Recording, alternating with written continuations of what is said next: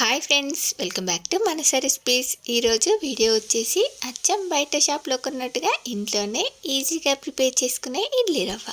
మరి బ్రేక్ఫాస్ట్లోకి అందరూ కూడా ఇడ్లీలని చేసుకుంటూ ఉండడం కామన్ అయిపోయింది కదా. ఈ ఇడ్లీ రవ్వని బయట కొనే పని లేకుండా ఇంట్లోనే ఈజీగా సింపుల్గా కేవలం ఇంట్లో ఉన్న రేషన్ బియ్యంతోనే ఇడ్లీ రవ్వని అచ్చం షాప్లో కొన్నట్టుగా ఎలా ప్రిపేర్ చేయాలో చూసేద్దాం. దీన్ని చేసుకోవడానికి ముందుగా నేను ఇక్కడ ఈ గ్లాస్తో 2 గ్లాసెస్ రేషన్ బియ్యంని తీసుకుంటున్నాను. మీరు కావాలంటే నార్మల్గా యూజ్ చేసుకునే రైస్తో కూడా చేసుకోవచ్చు. ఇలా రైస్ని 1-2 సార్లు నీట్గా వాష్ చేసుకొని మళ్ళీ తిరిగి వాటర్ యాడ్ చేసుకొని రెడీగా పక్కన పెట్టేయండి. నానబెట్టాల్సిన అవసరం ఏమీ లేదు. నెక్స్ట్ ఇలా ఒక పెద్ద బౌల్ తీసుకొని దీనిలోకి 1-4 గ్లాసులు, అంటే నేను 2 గ్లాసుల రైస్కి 8 గ్లాసుల వాటర్ని యాడ్ చేసుకుంటున్నాను. ఇలా వాటర్ వేసుకొని వేడి చేసుకుంటుండగా దీనిలోకి 1 స్పూన్ సాల్ట్ వేసుకొని ఈ మరుగుతున్న నీళ్ళల్లో మనం కడిగి పెట్టుకున్న రైస్ని యాడ్ చేసుకొని నెక్స్ట్ ఇప్పుడు వీటన్నింటిని కూడా ఇలా బాగా కలుపుకొని జస్ట్ ఒక 2 మినిట్స్ పాటు ఉడికించి వెంటనే స్టవ్ ఆపేయండి. ఇలా ఉడికించుకున్న తర్వాత స్టవ్ ఆపేసి నెక్స్ట్ ఇలా ఒక జాలిగిన్నెలోకి ఒక పల్చటి క్లాత్ వేసుకొని మనం ఈ రైస్ మొత్తాన్ని కూడా వడగట్టుకోవాలి. ఇలా క్లాత్లో వేసుకున్న తర్వాత వెంటనే కొంచెం చల్లటి నీళ్ళని చల్లుకుంటే మనకి ఇవి రైస్ ఓవర్గా కుక్ అవ్వకుండా ఉంటాయి.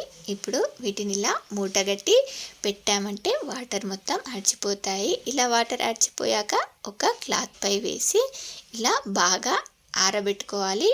చూడండి, ఇలా ఒక 2 డేస్ ఆరబెట్టుకుంటే ఇవి ఇలా చక్కగా ఎండిపోయాయి. నెక్స్ట్ వీటిని ఇలా కొన్ని మిక్సీ జార్లో వేసుకుంటూ ఇడ్లీ రవ్వల బరకగా సన్నని ఇడ్లీ రవ్వల ఇలా గ్రైండ్ చేసుకోవాలి. నేను ఇక్కడ తక్కువ క్వాంటిటీతో చేస్తున్నాను కాబట్టి ఇలా మిక్సీ చేసుకున్నాను. ఎక్కువ క్వాంటిటీతో చేసుకుంటే మిల్లులో పట్టించుకుంటే బాగుంటుంది. చూడండి, ఇలా గ్రైండ్ చేసుకున్న ఇడ్లీ రవ్వని రవ్వ జల్లించుకునే జల్లెల్లో వేసుకొని ఇలా జల్లించుకోవాలి. ఇలా కొంచెం దొడ్డుగా వచ్చిన ఈ రవ్వని సపరేట్ చేసేసుకోండి.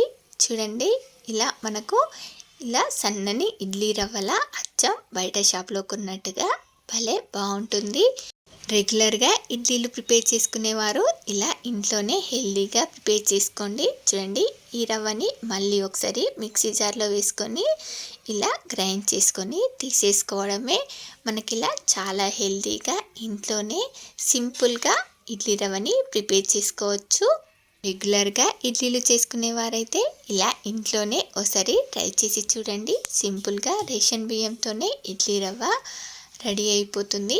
ఈ యూస్ఫుల్ వీడియో మీకు కూడా నచ్చినట్లయితే ఒక లైక్ చేసి మీ ఫ్రెండ్స్ అండ్ రిలేటివ్స్కి షేర్ చేయండి. మరిన్ని ఇంట్రెస్టింగ్ వీడియోస్ కోసం మనస రెసిపీస్ ఛానల్ని సబ్స్క్రైబ్ చేసి దాని పక్కనే ఉన్న బెల్ సింబల్ని క్లిక్ చేయండి. Thank you for watching my video.